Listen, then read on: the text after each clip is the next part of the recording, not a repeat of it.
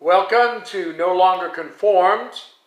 I am Erik Garthe, and we are in class with Joseph. Lessons in God's Plan. In this session, we'll be looking at Genesis chapter 50, verses 1 to 26, the fulfilled life in God's plan. In this last session on the life of Joseph, I want to tell you a story. Let's begin with those first couple of verses in Genesis 50, verses 1 and 2. And then Joseph fell on his father's face and wept over him and kissed him. And Joseph commanded his servants and physicians to embalm his father. So the physicians embalmed Israel. It was a sight to behold. Jacob's funeral. All of Egypt mourned. Verses 3 through 6. 40 days were required for him, for such are the days required for those who are embalmed. And the Egyptians mourned for him 70 days. And when the days of his mourning were past, Joseph spoke to the household of Pharaoh, saying, If now I have found favor in your eyes, please speak in the hearing of Pharaoh, saying, My father made me swear, saying, Behold, I am dying. In my grave which I dug for myself in the land of Canaan, there you shall bury me. Now therefore, please, let me go up and bury my father, and I will come back. And Pharaoh said, Go up and bury your father, as he made you swear. Listen, the leaders of Egypt attended the funeral. Look at verses 7 through 9. So Joseph went to bury his father, and with him went up all the servants of Pharaoh, the elders of his house, and all the elders of the land of Egypt, as well as all the house of Joseph, his brothers, and his father's house. Only their little ones, their flocks, and their herds they left in the land of Goshen. And there went up with him both chariots and horsemen, and it was a very great gathering. The inhabitants of Canaan took notice. Look at verse 10 down to verse 14. When they came to the threshing floor of Atad, which is beyond the Jordan, and they mourned there with a great and very solemn lamentation. He observed 7 days of mourning for his father. And when the inhabitants of the land, the Canaanites, saw the mourning at the threshing floor of Atad, they said, This is a deep mourning of the Egyptians. Therefore, its name was called Abel Mizraim, which is beyond the Jordan. So his sons did for him just as he had commanded them. For his sons carried him to the land of Canaan and buried him in the cave of the field of Machpelah, before Mamre, which Abraham bought with the field from Ephron the Hittite as property for a burial place. And after he had buried his father, Joseph returned to Egypt, he and his brothers, and all who went up with him to bury his father. Now, let me ask you a question. How will you be remembered? How will you be remembered? Will it be like Jacob? Jacob served God. Jacob guarded the promise. Jacob led his family. Let me read an excerpt from Charles Spurgeon's biography. Londoners love passions. They turn out east and west, north and south for a great occasion. Coronations and jubilees will attract hundreds of thousands of spectators, but London's greatest crowds are for funerals. It is an English characteristic to pay honor to the departed. When Wellington's body was carried through the streets with all military pomp and simplicity, there was hardly standing space along the route. Queen Victoria's Jubilee celebrations drew an enormous concourse to the streets of the capital of the empire, but the crowds were small in comparison to those which lined the roads when a company of crowned heads and royal persons followed all that was mortal of England's great queen. February 8th, 1892, saw London give up to the homage of a man without a title or even an academic degree, with no political reputation or no aristocratic connections. South London, from the Elephant to the Castle to Norwood Cemetery, a distance of nearly 5 miles, presented a unique and wonderful appearance. It was a national tribute, a funeral procession, more than 2 miles in length, including men and women of all classes and conditions. The simple olive casket at the head was carried amid palm branches and flowers. The press said that over 100,000 people had taken part in the memorial services, and that practically all London had suspended activities as a mark of respect for the dead. "What are they waiting for?" inquired a stranger, looking upon the closely packed thousands standing at the entrance to Norwood Cemetery. "Don't you know? It's Spurgeon's funeral," said a woman almost under her breath. "Spurgeon? You mean the preacher at the tabernacle? Well, I never thought London cared so much about any preacher."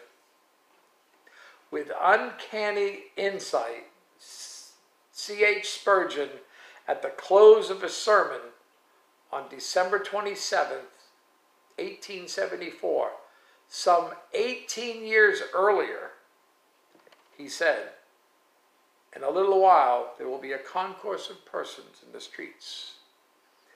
Methinks I hear someone inquiring, what are all these people waiting for? Do you not know? He is to be buried today." "And who is that?" "It is Spurgeon." "What? The man that preached at the tabernacle?" "Yes. He is to be buried today. That will happen very soon, and when you see my coffin carried to the silent grave, I would like every one of you, whether converted or not, to be constrained to say, he did earnestly urge us in plain and simple language not to put off consideration of eternal things. He did entreat us to look to Christ. Now he's gone. Our blood is not at his door if we perish. His burial was a huge national event and a great spectacle for those in the land to witness. And then, look at verses 15 to 17. When Joseph's brothers saw that their father was dead, they said, "Perhaps Joseph will hate us and may actually repay us for all the evil which we did to him." So they sent messengers to Joseph, saying, "Before your father died, he commanded, saying, 'Thus you shall say to Joseph, I beg you, please forgive the trespass of your brothers in their sin, for they did evil to you. Now please forgive the trespass of the servants of the God of your father.' And Joseph wept when they spoke to him." Satan attacks in weak moments. The brothers were afraid of revenge. Their guilt was still being felt. They tried to use dead Jacob's influence. They sought forgiveness again. They couldn't see from God's perspective. They were already forgiven. And Joseph wept when they spoke to him. Why? It's a sad moment when forgiveness is not received. It's the evidence of an inability to forgive yourself. Joseph went beyond forgiving his brothers. Verse 18, down to verse 21. Then his brothers also went and fell down before his face, and they said, "Behold, we are servants." Joseph said to them, "Do not be afraid, for am I in the place of God? But as for you, you meant evil against me, but God meant it for good, in order to bring it about as it is this day, to save many people alive. Now therefore, do not be afraid. I will provide for you and your little ones." And he he comforted them and spoke kindly to them. Joseph saw God's sovereignty. Judah's idea was actually God's plan. God sent Joseph to Egypt to preserve the remnant, to keep alive Jacob's family. Listen, the Jews killed Jesus on the cross. But look at Acts chapter 2 in verse 23. Him being delivered by the determined purpose and foreknowledge of God, you have taken by lawless hands, having crucified and put to death. The determined purpose and foreknowledge of God. Listen, let me ask you, are you able to see the events of your life from God's perspective? How do they fit into his eternal plan? The purpose of looking at Joseph's life, to realize that God is sovereign in all things. Joseph served God, and what a fulfilled life he lived for the Lord. He was blessed with old age, verse 22. So Joseph dwelt in Egypt, he and his father's household, and Joseph lived 110 years. He saw his great-grandchildren, verse 23. Joseph saw Ephraim's children to the third generation. The children of Machir, the son of Manasseh, were also brought up on Joseph's knees. He became like a patriarch to the family, verses 24 and 25. And Joseph said to his brethren, I am dying, but God will surely visit you and bring you out of this land to the land of which he swore to Abraham, to Isaac, and to Jacob. And then Joseph took an oath from the children of Israel, saying, God will surely visit you, and you shall carry up my bones from here. Joseph made his brothers swear to carry his bones with them to the promised land. Joseph took an oath from the children of Israel, saying, God will surely visit you, and you shall carry my bones from here. This was fulfilled by Moses many, many years later. Exodus chapter 13, verse 19. And Moses took the bones of Joseph with him, for he had placed the children of Israel under solemn oath, saying, God will surely visit you, and you shall carry up my bones from here with you.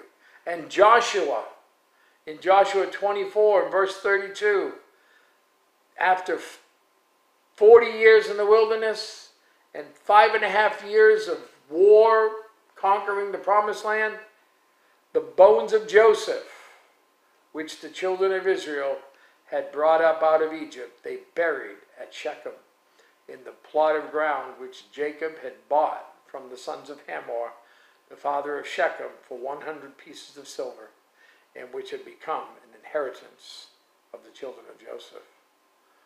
What is the significance of all this? God is in control. God gave a promise to Abram of a great nation from his seed. The promise passed to Isaac. The promise passed to Jacob. The promise passed to Joseph. But a nation of about 70 people is not a great nation. Bruce Wilkerson's walk through the Bible illustration. God took the fetus of Israel, approximately 70 people. He implanted it in the surrogate womb of Egypt. It was kept safe and nourished. It grew to full term. Exodus chapter 1, verse 7. But the children of Israel were fruitful and increased abundantly, multiplied and grew exceedingly mighty, and the land was filled with them. The child Israel was uncomfortable to the mother, Egypt. He had to be delivered. Egypt suffered the labor pain of 10 plagues, and the new nation was born in the Exodus. But that's another story, that of the Exodus. What a great story, the life of Joseph. What a great testimony to God's sovereign control of his plan. You give thought to all that.